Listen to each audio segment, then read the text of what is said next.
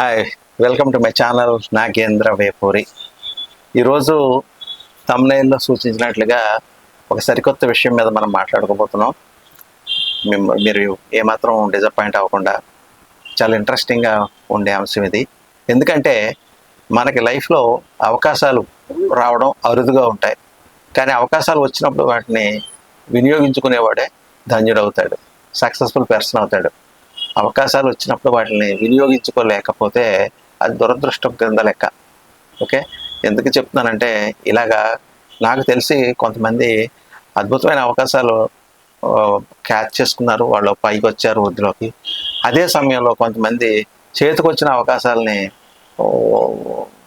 వదిలేసుకున్నారు, వదులుకొని పైకి రాలేకపోయారు. ఈ బోత్ కేటగిరీస్ ఆఫ్ పీపుల్ నేను స్వయంగా చూడడం వల్ల, నా ఓన్ ఎక్స్పీరియన్స్ వల్ల కొన్ని చెప్పగలుగుతున్నాను. సో ఈ వీడియో మనకు ముందుకు వెళ్ళేటప్పటికి మీరు దీన్ని సబ్స్క్రైబ్ చేసుకున్నారని తలుస్తున్నాను. చేసుకున్నారు కదా, ఓకే. సో ముందుకెళ్దాం. సో సెలవుల్లో ఒకసారి, అంటే ఎగ్జాంపుల్, నా ఓన్ ఎగ్జాంపుల్తోనే నేను మొదలు పెడతాను. నాకు ఫిల్మ్ డైరెక్టర్ అవ్వాలనే ఒక కోరిక చాలా తీవ్రంగా ఉండేది. ఉద్యోగరీత్యా నేను అండర్ సెక్రటరీగా ఢిల్లీలో వర్క్ చేస్తూ ఉండేవాడిని, ప్రైమ్ మినిస్టర్కి అటాచ్డ్ CSIRలో. ఆ సందర్భంలో ఇక్కడ ఢిల్లీలో ఉంటూ హైదరాబాద్ ఫిల్మ్ ఇండస్ట్రీలో నేనేమి ప్రయత్నం చేసి ఏమి సాధించగలుగుతాను. అయినా కూడా ఇక్కడే ఉండేది హైదరాబాదే కాబట్టి నివాసం. ఒకసారి ఢిల్లీ సెలవులో రావడం జరిగింది. అదే సమయంలో ఫిల్మ్ డెవలప్మెంట్ కార్పొరేషన్లో వాళ్ళు స్టోరీ రైటింగ్, స్క్రిప్ట్ రైటింగ్ మీద ఒక 2 days వర్క్షాప్ ప్లాన్ చేశారు. సో నాకు అది లేట్గా తెలిసింది. నేను వెళ్ళేసరికి అది ఆల్మోస్ట్ క్లోజ్ అయిపోయింది. వాళ్ళు ఇంక తీసుకోవట్లేదు, అంత క్లోజ్ అయిపోయింది సార్, నెక్స్ట్ టైం చూద్దామన్నారు. నేనేంటంటే మనం ఎప్పుడు కూడా సాధించాలని తపనున్నవాడు అపజయాన్ని యాక్సెప్ట్ చేయడు. వాడు అయిపోయిందన్నా సరే, నేను పాజిటివ్ మైండ్ సెట్ ఉన్నవాడిని.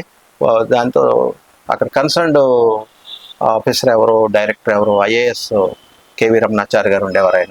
నేను ఆయన పర్సనల్గా కలిశాను. So this is about me అని చెప్పేసరికి ఆయన ఓకే అని నన్ను ఎంకరేజ్ చేసే ఉద్దేశంతో అలౌ చేశారు. అప్పుడు నేను ఆ 2 days వర్క్షాప్కి అటెండ్ అయ్యాను. ఆ వర్క్షాప్లో అటెండ్ అవ్వడం వల్ల నాకు తెలిసింది ఏమిటంటే, వాళ్ళు చిల్డ్రన్ ఫిల్మ్స్ తీయడానికి స్క్రిప్ట్స్ ఏదైనా తయారు చేస్తే మేము పరిశీలిస్తామని అన్నారు. అప్పటికే నా దగ్గర చిల్డ్రన్ ఫిల్మ్ తీయడానికి 2 స్క్రిప్ట్లు సిద్ధంగా ఉన్నాయి. అప్పుడు దాన్ని నేను సబ్మిట్ చేయడం జరిగింది. కాలక్రమంలో నేను ఢిల్లీ వెళ్ళిపోయాను. తర్వాత వాళ్ళు మళ్ళీ పిలిచారు, మీ స్క్రిప్ట్ చాలా బాగుందంటే నెరేట్ చేయండి అని. అప్పుడు నేను రావడం, సెలవు పెట్టుకుని వచ్చి ఆ స్క్రిప్ట్ని అక్కడ కమిటీ ముందు నెరేట్ చేయడం జరిగింది. ఒక 10 members ఉన్న కమిటీకి. వాళ్ళంతా చాలా ఇంప్రెస్ అయ్యారు. వాళ్ళు అప్రూవ్ చేసి, ఇది మీరు సినిమాగా తీయండి, మీకు 35 lakhs సబ్సిడీ ఇస్తామని చెప్పి వాళ్ళు చెప్పడం జరిగింది. అప్పుడు ఆ సినిమాగా నేను తీశాను, ఓ చిన్నారి కోరికని. అంటే అప్పటి వరకు నేను ఎంతో తప్పించి, నేను సినిమా డైరెక్టర్ని అవ్వాలి, లేకపోతే యాక్టర్ని అవ్వాలి అని అనుకున్నదన్నీ, కోరికలన్నీ కూడా ఆ సినిమా అప్రూవ్ అవడంతో తీరిపోయినాయి. అచ్యుతలక్ష్మి ఆర్ట్స్ ప్రొడక్షన్ హౌస్ పెట్టడం జరిగింది. దానిలో నా వైఫ్ నిర్మాతగా, నా డైరెక్షన్లో నేను రైటర్గా పాటలు రాశాను, మ్యూజిక్ కంపోజ్ చేశాను, అందులో ఒక లీడ్ క్యారెక్టర్లో యాక్ట్ చేశాను. అన్ని కోరికలు ఒక సినిమాతో తీరిపోవడం జరిగింది. గవర్నమెంట్ నుంచి ఫైనాన్షియల్ సపోర్ట్ దొరికింది. అంటే ఒక అవకాశం వచ్చినప్పుడు దాన్ని వినియోగించుకోవడం వల్ల కలిగే ప్రయోజనం ఇదని నేను చెప్పడానికే ఈ ఇన్సిడెంట్ చెప్పాను.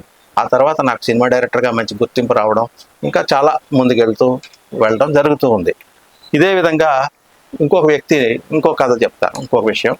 అతనికి ఒక మ్యారేజ్ ప్రపోజల్ వచ్చింది. ఆ అమ్మాయి సరే, ఆ అమ్మాయికి ఈ అబ్బాయి బ్యాంకులో జాబ్ చేస్తున్నాడు. ఆ అమ్మాయిని చేద్దాం అనుకున్నారు. ఈ అబ్బాయి కొంచెం వచ్చిన అవకాశాన్ని, అమ్మాయి చాలా బాగుంది, యాక్టివ్గా ఉంది, కొంచెం తటపటాయించాడు. సరే తర్వాత చెప్తామని అన్నారు, వెళ్ళిపోయారు. తీరా చూస్తే అమ్మాయి అదృష్టవంతురాలేమో, ఒక పెద్ద ఫ్యామిలీలో వాళ్ళు చూశారు అనుకోకుండా ఒక పెళ్లిలో. ఆ అమ్మాయిని సెలెక్ట్ చేసుకుని ఆ అమ్మాయితో వాళ్ళకి సంప్రదింపులు జరుపుకుని ఆ పెళ్లి సెటిల్ చేసుకుని ఆ అమ్మాయిని వాళ్ళు కోడలుగా చేసుకున్నారు. ఇక్కడ ఈ అబ్బాయికి మిస్ అయిపోయాడు. అంటే ఒక గొప్ప అవకాశం, ఒక మంచి అమ్మాయి వచ్చి మిస్ అయిపోయింది. ఇలాగే ఒక సినిమా, నాకు తెలిసిన ఒక ప్రొడ్యూసరు ఒక సినిమా తీస్తూ ఉంటే అండర్ ప్రొడక్షన్లో ఉన్నప్పుడు దానికి చాలా క్రేజ్ వచ్చింది. దానికి చాలా అమౌంట్ ఆఫర్ చేస్తూ బయర్స్ వచ్చారు. అప్పుడు ఈ ప్రొడ్యూసర్ ఏమిటంటే అత్యాశకు పోయాడు. వీళ్ళు ఇప్పటికే నాకు 100 కోట్లు ఇస్తా అన్నారు, 100 కోట్లు ఏంటి, ఇంకా ఎక్కువ కావాలి నాకు అన్న విధంగా ఆగిపోయి ఇవ్వలేదు. తర్వాత ఆ సినిమా తనే తీసి రిలీజ్ చేశాడు. తీరా చూస్తే అట్టర్ ఫ్లాప్. అప్పుడు అసలుకే మోసం వచ్చినట్లుగా ఏదైనా పెట్టుబడి పెట్టిన డబ్బు రాలేదు, అంతకుముందు ఇస్తామన్న 100 కోట్లు కాదు, అందులో సగం కూడా ఇతనికి రాకుండా అయిపోయింది. అంటే వచ్చిన అవకాశాన్ని మిస్ చేసుకుంటే ఇటువంటి పరిణామాలు ఏర్పడుతూ ఉంటాయి. కాబట్టి అవకాశం అనేది వచ్చి మన తలుపు తట్టుతూ ఉంటే మనం వెంటనే దాన్ని ఆహ్వానించి వినియోగించుకోవడంలోనే విజ్ఞత, తెలివితేటలు ఆధారపడి ఉంటాయి. కాబట్టి this is one of the important secrets of success. Don't miss an opportunity.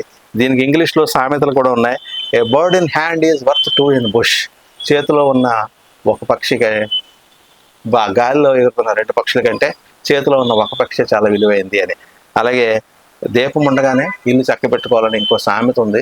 ఇది మంచి అవకాశం వచ్చినప్పుడే మనం టకటక అన్ని సర్దుకోవాలి.